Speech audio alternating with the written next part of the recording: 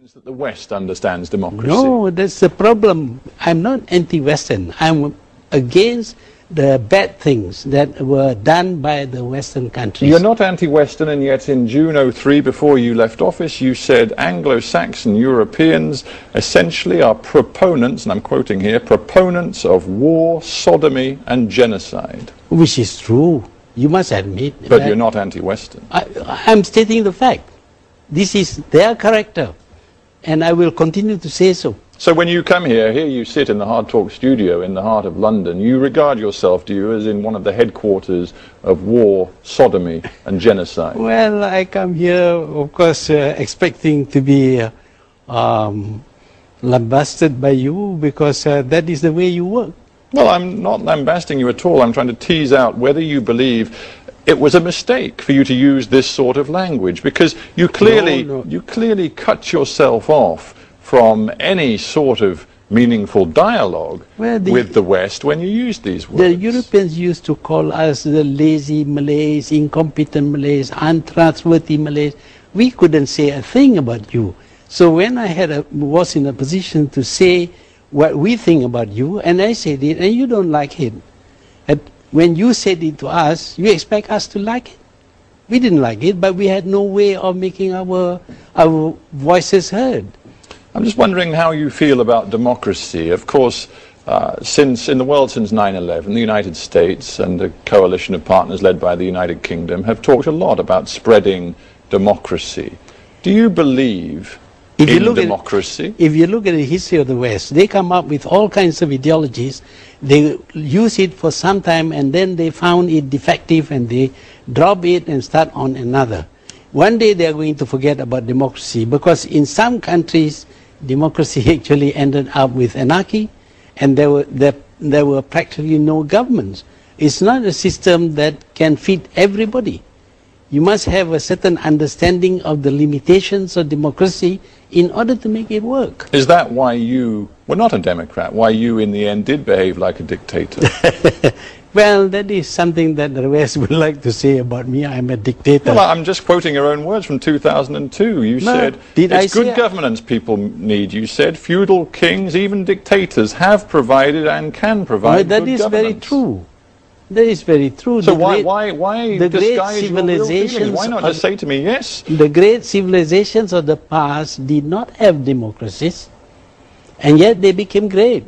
It's not necessary that the system will work for everybody.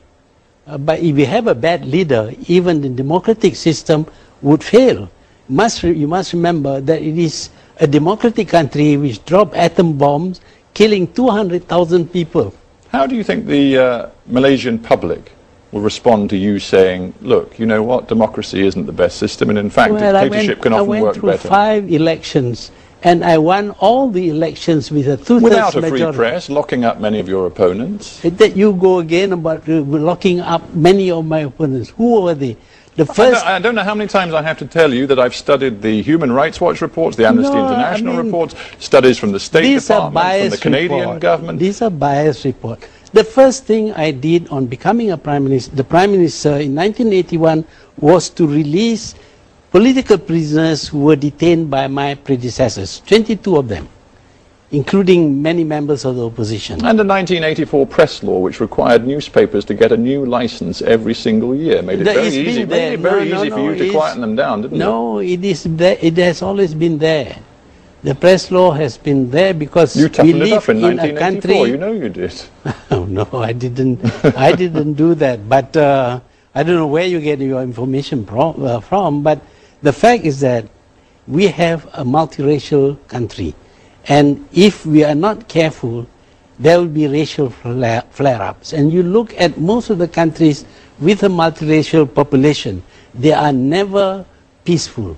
Even Northern Ireland, it took you such a long time to stop the war in Northern Ireland. Talking of peace, you did worry about the stability of your country, didn't you? That's why you were very strong, very tough with Islamist extremism inside Malaysia. Yes, it is necessary. Well, I just wonder in that case then, why before, again, just before you left office in October '03, why did you tell the Islamic Summit Conference that, and I'm quoting again a very famous speech, it's a little bit long, but 1.3 billion Muslims cannot be defeated by a few million Jews, you said. We're actually very strong.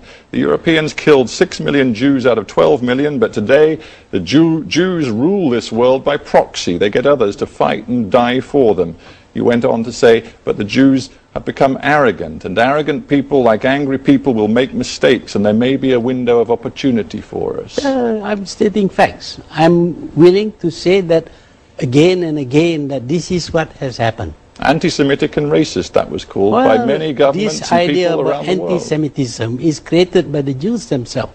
We cannot say anything. In fact, journalists have been arrested for saying something against the Holocaust and jailed for 3 years. Where is the freedom of press?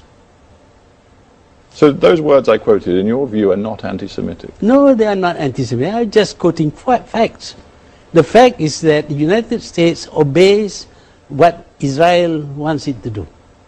You call them facts. Let's leave that aside for a moment. I'm trying to understand your logic. Here you are, a man who says that your own country is potentially destabilized by Islamic extremism, and then you go out in an Islamic conference and you use words which could have been used by Osama bin Laden. There's no contradiction.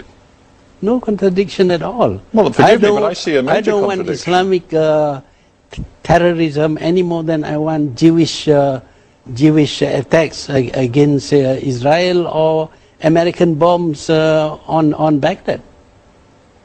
It is not incompatible. Do you feel confident that people still listen to your message? Well, I wouldn't be able to say. In Malaysia, people Why should people worry about me? In Malaysia, people say, and I'm talking about the Prime Minister, the Leader of Opposition, it is time for you to be quiet. Why should I be quiet? You mean to say when they are doing something that is wrong to my country, and I should not say anything?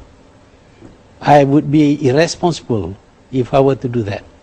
Dr. Mahathir Mohamad, thank you very much for being on Hard Talk. You're welcome. Thank you very much. Perjuangan kita belum selesai kerana hanya yang cekal dan tabah dapat membina mercu tanda